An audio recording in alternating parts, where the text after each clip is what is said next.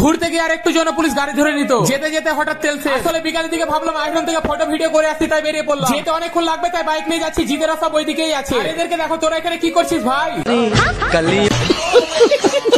ও তারপরে এরা চেপে যেতে লাগলাম। যেতে যেতে হঠাৎ তেল শেষ। কাছে দোকান ছিল তাই ভরে নিলাম। এখন নো টেনশন। তেল ভরে আবার যেতে লাগলাম। তাড়াতাড়ি যাচ্ছে, সন্ধ্যা লেগে গেলে আবার ভালো কোয়ালিটি আসবে না। গরিব মানুষ, আইফোন টাইফোন নাই আমাদের কাছে। আইরন যাওয়ার সময় চোখে পড়লো সবার বাইক থামাচ্ছে। মনে হলো পুলিশ, তাই না থেমে পালিয়ে গেলাম। একটু গিয়ে পরে বুঝতে পারলাম চাঁদা চাইছিল।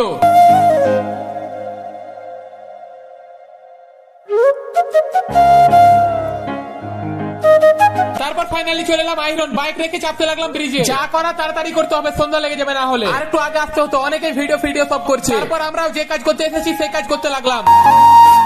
ভিডিও করা শেষ, ভাবলাম কয়েকটা ছবি তুলে নিতে, অনেক ছবিও তুলে নিলাম। ভাবলাম ট্রেন আসলে অনেক ভিডিও করবো, কিন্তু ট্রেনই এলো না। এখানে আসবার কারণ ট্রেন দেখবার জন্য, কিন্তু ট্রেনই এলো না। কিছু করার নাই। ট্রেন দেখবার জন্য স্টেশন গেলে আবার পুলিশ কালাবে। সারা ভিডিও বানাতে বানাতে পড়ে গেছে। ব্লগ শেষ। কি দেখছো? ফলো সাবস্ক্রাইব করে নাও, না হলে গাদ্দারি হয়ে যাবে।